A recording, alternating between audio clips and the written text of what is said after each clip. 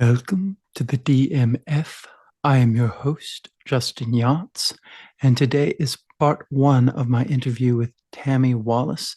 She is a manager and a producer. She's a Heller Award winner, and she runs five-star talent management. Enjoy.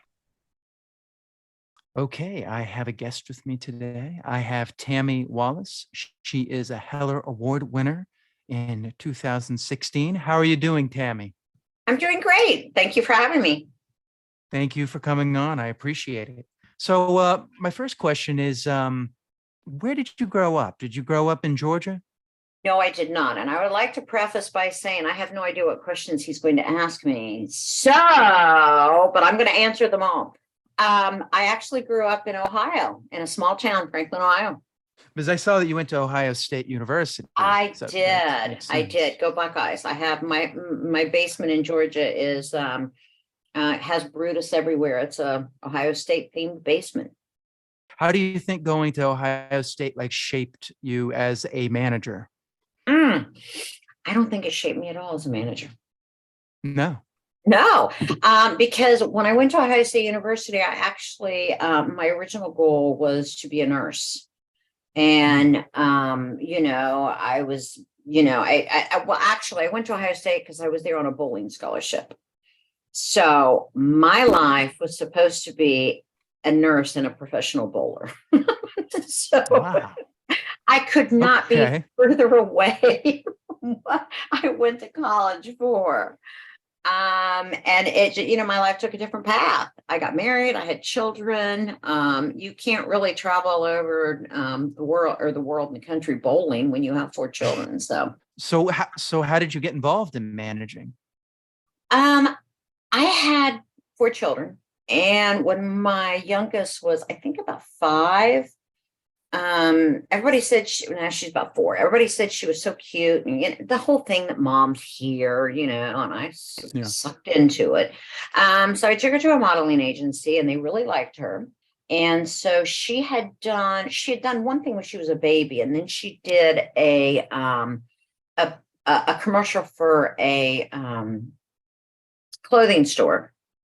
And I did not like the way they treated her. Not that they were mean to her, but it was more like, hey, we're here. There's all these women changing. There's men running around. Just change right over here. And I'm like, nah, I don't want my daughter to think it's okay to just take her clothes off and change anywhere. But that is the modeling side of the business, I didn't know it at the time. And so after that, I decided that modeling was not something I wanted her to do. And I told the agent we were signed with, and she's like, I've had her in classes. She's very focused. I think she could be a good actress. And so I took her to a play. She loved it. She started acting. When she was about 8, she had a manager. She needed assistance. So I started working with her manager at her office. And then her manager decided that she no longer wanted to manage. And it was just sort of a segue to start my own company. So it's sort of a necessity to meet your daughter's goals. It was necessarily a necessity because at that time, she already had an agent and she was doing quite well for herself. It was the fact that I was working in the office, and all the other people that we were repping at the time, many of them did not have the success. We had some clients that were very successful, some clients that had just come on, and they're like, well, what are we going to do? Who's going to manage us? What's going to happen? And I thought, I've been doing this now. Why not just start my own company and just segue into my own management company? And so basically it was for everybody else. Not as, once you're established, I'm not saying you don't need a manager because manager are always important.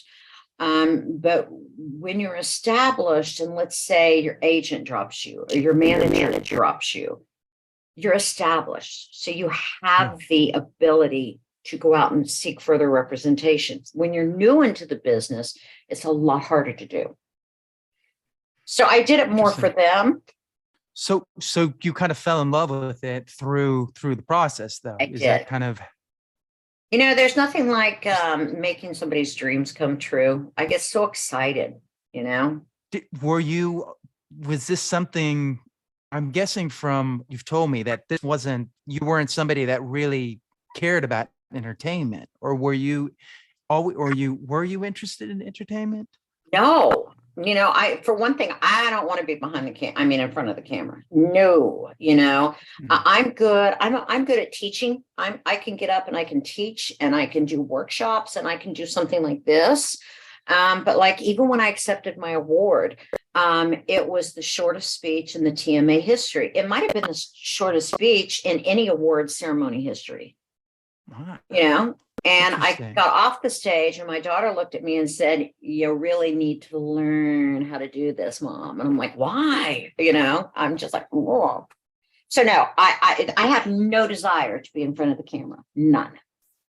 So talk about some of the steps you took in creating the managing company that you created, Five Star Talent Management.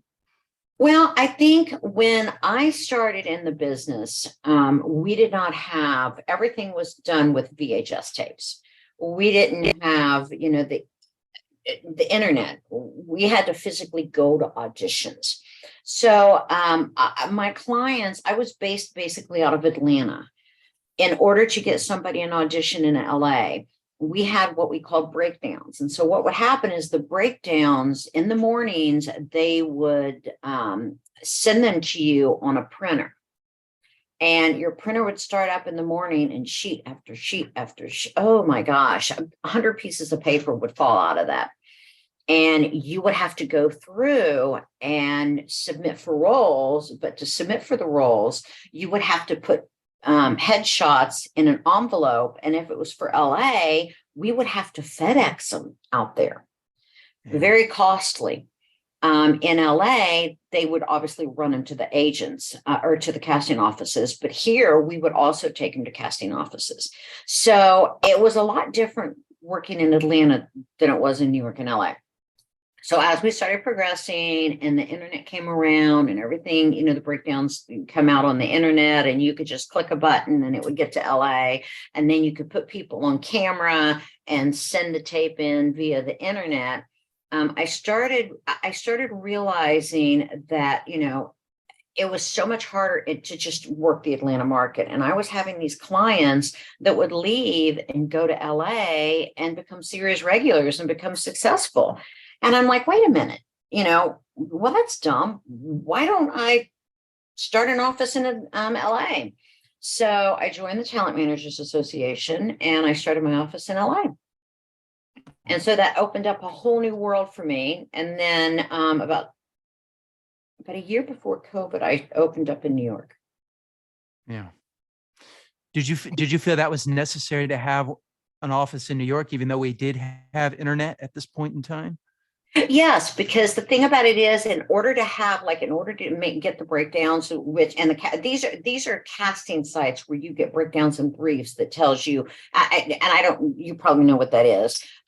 In order to have a presence in New York, I needed to have an office in New York. It's a satellite office, and so I go to LA and I go to New York a lot, and I, obviously do a lot of networking. And I have clients that are just Atlanta based. I have clients that are just New York based, just LA based. And I have some that have the ability to be based everywhere because they're a flight attendant or their parents work for an airline, and they have addresses and there's different locations. Now let's talk a little bit about like the nuts and bolts of the job. What do you think differentiates you from an agent for actors that don't necessarily know the difference? What would you say is the difference? Oh my gosh. So you know what? There's so many different aspects to the job from agents. And there's some overlapping, but I tell my clients all the time, the difference between an agent and a manager, to simplify it for most people, is we all went to school. So if you are a student in a school, your manager is going to be your teacher in your classroom, and your agent's going to be your principal. So your agent doesn't know you. Most agents, I'm not saying all of them, but most agents, because they have such a huge roster, they're not going to know you the way I'm going to know you. I'm going to know, what range you sing in, whether you can play the flute, whether you can tap dance.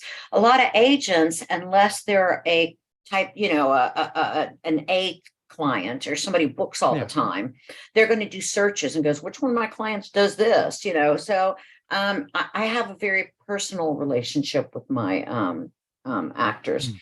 I also am constantly working on their materials, from their headshots to their demo reels. When they have auditions, I ask if they send me the auditions so I can look at it and critique it and make sure that, before they submit it onto their agent. Some agents will actually look at that audition before they send it. Others won't. It depends on how many auditions they have for that day, or they'll have one of their assistants do it. I want Yeah. to see that. I'm very hands-on. You can't call Mm. your agent normally at 9 o'clock at night, but you can Yeah. call me at 9 o'clock at night and text me. And if I know that's an emergency, I mean, I don't want you to call me and ask me, hey, can you submit me for this? Because I do have a life, but we're just much more hands-on. Now, managers cannot close deals. So we Mm. need that agent to close a deal. But we are going to be the person we pitch more than agents. We pitch with the agents.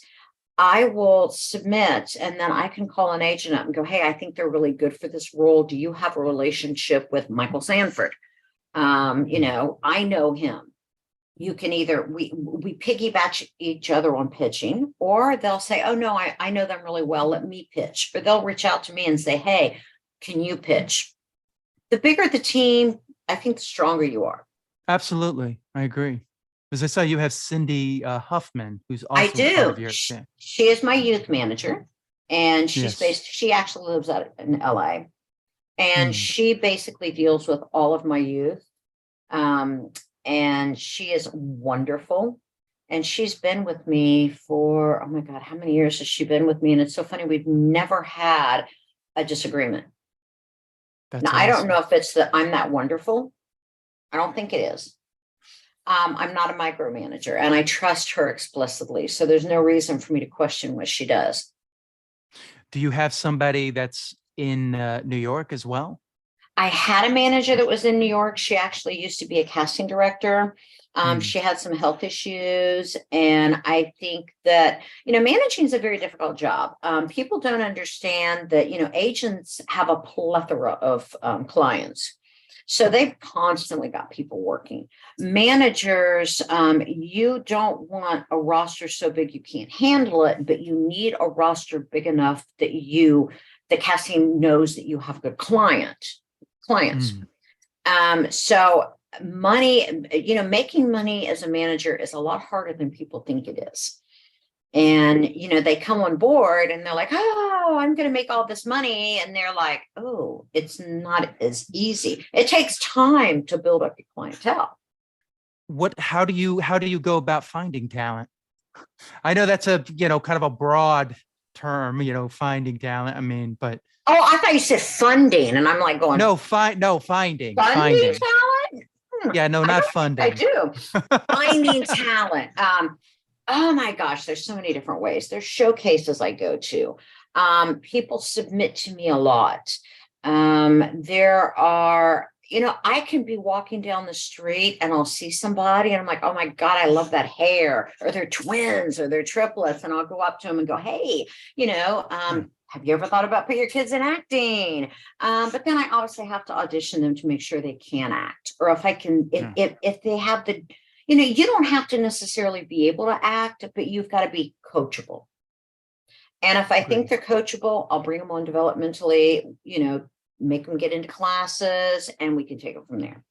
But I don't think there is necessarily the right way to find talent. I mean, they come about, I've had casting directors recommend them. I've had agents send me a client all the time. Mm. There's just so many different ways. My biggest pet peeve is I think there's a company out there. I don't know the name of them, but I would say 30 times a day I get emails and they go into this, hi, I'm your next so and so, so and so. And they Uh, give me like 4 paragraphs of, Steven Spielberg called me in for an audition, and and it's just, that it's a mass emailing they've sent to every single person, and it's a form letter, and it irritates me yeah. because I don't care who called you in for an audition. Yeah. That doesn't mean that, did you book it? You know what I mean? Exactly. I don't Exactly. care that you were standing in, as a background, waving to somebody as they walked by. Yeah. I care about what your reel looks like. Do you have the materials? Are you talented? And I Mm. don't want to and I don't know if compete's the correct word. What I don't want to do is put my time and energy when I get a submission and it piques my interest.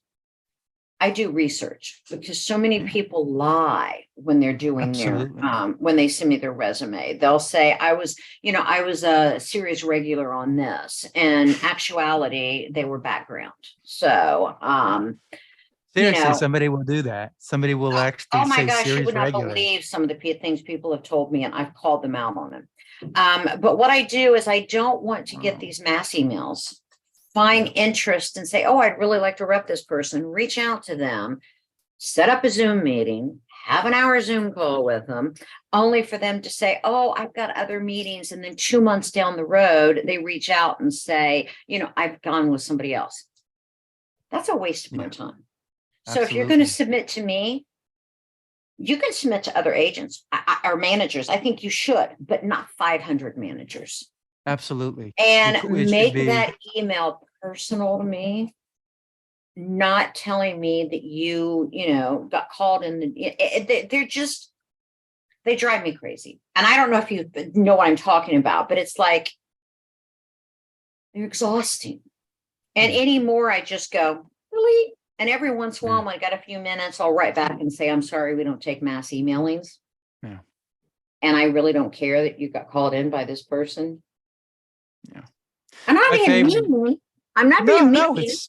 it's a business, and if you're going to be in the business, you need to be respectful of people's time, and you shouldn't be wasting people's time. It's the Well, same but thing. there's a company Mm. out there that not only sales, I sound like I'm from Georgia, I am, not only sells these templates, but they Uh, also will sell our emails. And I have actually a submission email. So if these emails come to my personal email, either you've looked me up and it's personalized, but these form letters I know came from some type of a yeah. list. And speaking of AI, that's only going to get worse, because now it's going to be like you don't even have to. Somebody's going to create them. But the thing I think I would say about that is use it as a template, but don't, like if you want to take some ideas from that letter just to get an idea of it, that's good. But then you need to personalize it and make it your own. Otherwise, like you said, it's just going to come off like, hi, You know so what? and so, Justin, I saw your stuff. AI might be doing those. I never even thought about that. Yeah. But at that Yeah. point, when AI takes over, it doesn't matter. I'm going to be eating bonbons on the beach, and I'm going to be retired. So, judging from what we've just talked about, you like to do a lot of development with your talent. I do like to take on developmental talent, but they can be the most difficult. Um, People think that a lot of people don't understand this business. They think it is get a headshot, get yourself on Actors Access, and the audition should start rolling in. And it doesn't work that way. And I Yeah. keep going back to that term coachable. One of the phrases I say to my clients all the time is, I'm only as good as my last submission. You're only as good as your last audition. And they'll send me these things and they want to do things that are in perpetuity and they don't understand what that means, and that's a big no. Mm. I'll tell them to do one thing and they do the other thing. And when I do my onboarding, I have very specific documents I send to them, and I'll send them a document, have them check off everything. So, and half the time they check everything off, but they haven't done it. And they're like, oh, I thought I was just supposed to check. I'm like, well, so, Mm. being coachable is one of the most important things in this business. You can have somebody that's this talented. You can be this talented. If this person is not in classes, it's not real coachable, not working the business, and you have all the attributes that I've, given you and talked about, you're going to go like this. Yeah. The same thing happens with star athletes Mm-hmm. in high school. They, it's easy for them, but then somebody else who's working hard, it gets there and you get to, you should Absolutely. have been working here. I mean, that's why we loved Michael Jordan so much, was he was all about getting better. I mean, Yeah. I think that's And why we, I think that my biggest qualm with a lot of people, and I think it's any actor that doesn't know the business or isn't willing to put that into it. You know, mm, I need headshots. Well, I don't have the money to do that right now. But the headshots is what's going to get you in the door. So if you don't have the headshots, you can be taking these classes, you can be networking, you can be doing all this stuff. But when you don't have a good headshot and I'm going to submit it, they're not going to call you in. The next thing you need to know, be in classes. When I get you in that door, know what you're doing, yes, you know? absolutely. And that is, I'm telling you, a lot of actors don't get that. I found that when I talk to actors, they don't understand that when you're training, it's an ongoing process. It's not you Mhm. stop here and then you go, oh, this. I've done plays where I've been, it's like, well, who are you studying with? And they're like, oh, I did 4 years, so and so. I don't, need to do anything. It's like, but won't you be rusty? I mean, I guess if you were auditioning every single day, you could get away with that, but But you you know need to what? be challenged. Even when you're auditioning every single day, you become complacent and you don't realize you're coming complacent. You start Yeah. taking your auditions for granted. I have a lot of clients. It's like, look, you've had a lot of auditions, you're not getting callbacks. We need to figure out why. And it's when we do everything in life, whether it be cleaning, cooking, watch everything we do, when you start doing it in the beginning, you have this passion and love for it. And when you become either good at it or, you have to do it often, you do start cutting corners. You do become complacent. And Yeah. I tell people all the time, okay, you've been in improv class. That's great. Go into script analysis, go into the different types of, the acting, the different types of cameras, the camera work. There is so much that you can be learning. But Yeah. if you don't have the money to get into classes, at least get coaching before every single one of your big auditions. Yeah. One-liners, the throwaway lines. I get that. I mean, coaching can be really expensive. It's Oh, sort of believe like me, you have I to know. have money to be in the business. You have to spend money, you know? It's like being an entrepreneur. Yeah. You can't just jump in. You have to have something to put into the business. You can't just go, I mean, well, now you can, because I mean, we have YouTube and everything, but before you had to, and acting is one of those things. You got to get headshots. You have to be in class. You need to continue to improve. But It's, when you have those headshots, people will send me headshots and I look at them and I'm like, did you go to Glamour Shots? And I don't even know if you guys know what Glamour Shots is now. But yeah, I know okay, what my it is. dad took it. My dad's a photographer. There's a difference between a headshot photographer and your dad, and Yeah. you can tell. And Why do you, that's one of the biggest issues I have. Another thing is if people don't have materials, because clips are really important. um these iPhones and Androids today, you can sit on the couch, write your own script, and no one would know that it's not an indie film. Let's put that up. Let's edit that instead of you doing a monologue. I know if you're doing a mm, monologue, you're not actually working. I still find though, even when actors have done that it still feels like it's not really I a have film. Really? clients. I have clients that you would not be able to tell Really? That's because fascinating. because when I tell them that, they're like, "Oh my gosh, I never thought about that," and then they put energy into it. I have some clients; their auditions are like film. I'm so amazed how incredible their auditions are because they put so much into it, from the effects to, I mean, sometimes I'm like, how long did it take you to do that? Yeah. But yeah, if you can do, get the lighting right, have yourself sit on a couch. You can have one of your actor friends come over and read lines against you and make it look authentic. you cannot tell that it is not, because casting directors only look at clips for 6 to 10 seconds. I don't want clips to be more than 15 seconds. Mm.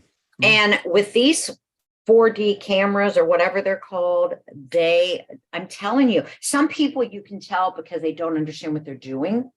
Mm.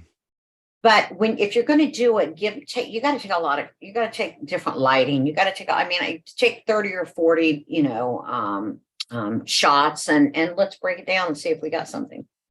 Yeah. And it's also how you edit it. If you edit it like a film, it looks like one, but a lot of people think, oh, I just sit there and that's it. No, let's do some edits. Yeah. So. Because what film do you see where it's just a static shot? It's rarely, unless there's a reason for that, like, like in A Clockwork Orange or something where you're pulling back, but it's usually cut here, cut here, cut here. You're not, sometimes I think that's one of the hardest things about an audition is you got to hold the camera.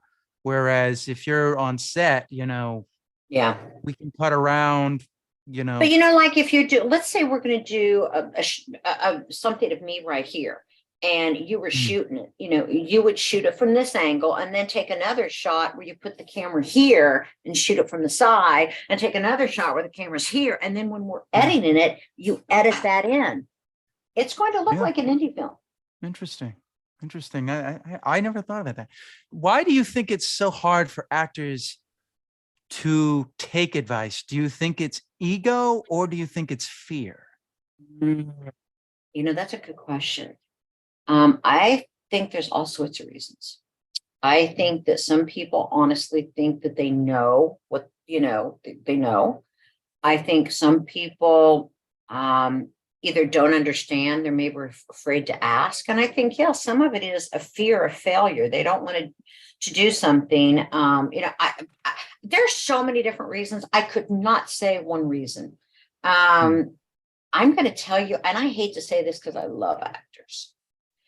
You got that right brain, left brain thing going on. My daughter's an actor.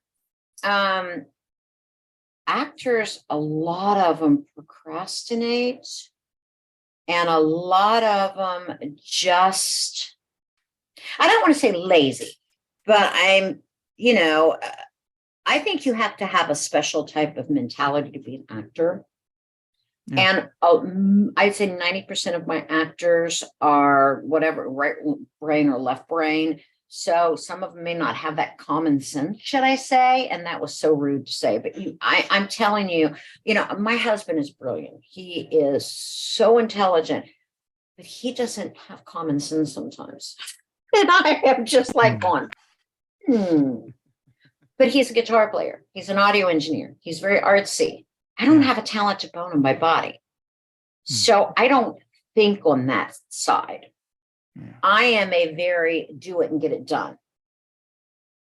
And I definitely see a difference between I got 4 kids. 3 of them are very artsy. And the difference between them and me, it's difference between night and day. And I half the time my mind's blown and I'm like, why aren't you doing that? And I don't know, but it's consistent. And I find that's consistent with a lot of actors. Do you think it's teachable? Some of these I think some people are teachable. Some people are not teachable. Like I said, that coachable thing that I talked about is so important to me. I've had very, very talented people that are absolutely not coachable. And if you're not coachable, you're not going to do well on a set. And there's also that arrogance. There's a fine line between confidence and arrogance that can ruin you on a set. Absolutely. Because, yes, it might look good here from your point of view because you're doing the work, but we can see it in the camera and the director might be like, well, let's just try this. And you need to just kind of go with it. Yeah. And some people can't do that. Some people cannot switch, and we do have those actors that are very one-dimensional and they're good at what they do.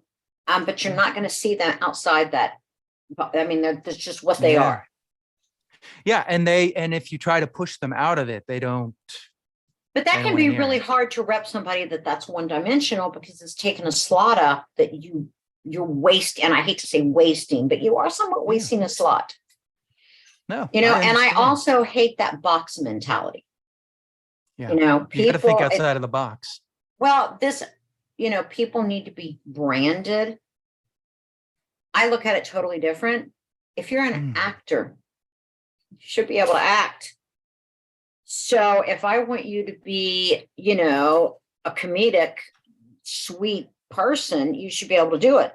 But if I need you to be demonic, if you're a good actor, you should be able to do that. Yeah. And some people will say, oh, they'll call me up and they'll say, hey, I should be going out for the sweet, this, and this roles. And I'm like, why do you put yourself in a Oh, box? Because somebody told them that that's what they needed to do. So here's the thing. When you tell somebody that, you need, like if I were to look at you and I say, you know what, you're really not good at this interviewing thing. Even though you are, I have yeah. just put something in the back of your brain and you're going to have that doubt. Yeah.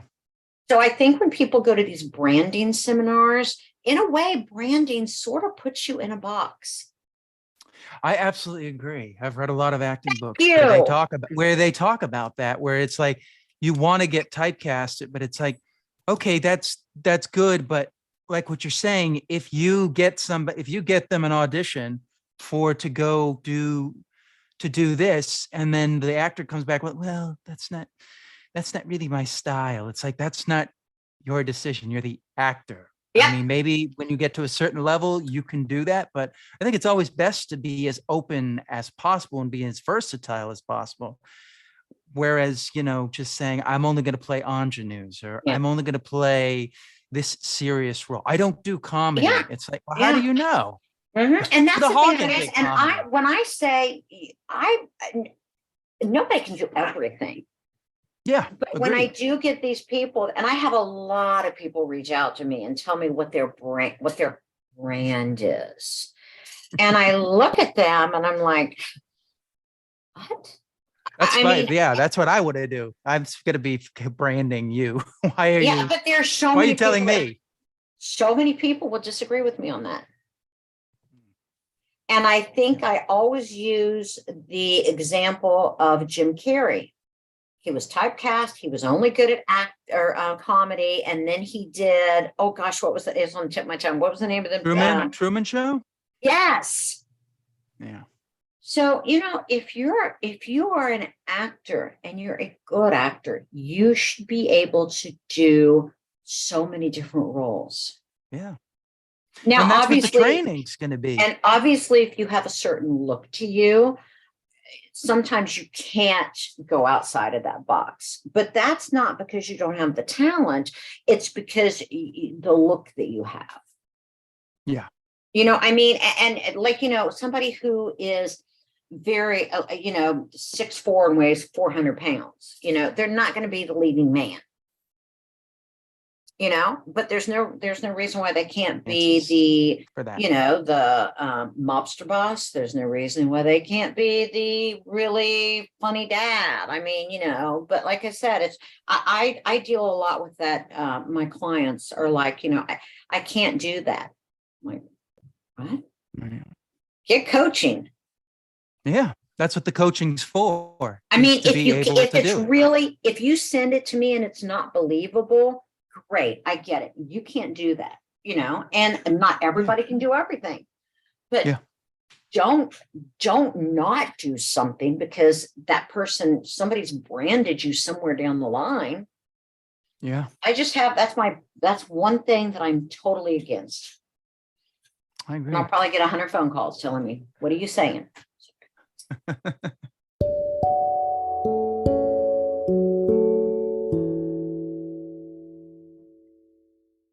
Okay, that about does it for part one. I want to thank Tammy Wallace for her time. Please like, share, and subscribe, and consider checking out the YouTube channel. As always, you can find me at Justin Yance, and I will see you next time on the DMF.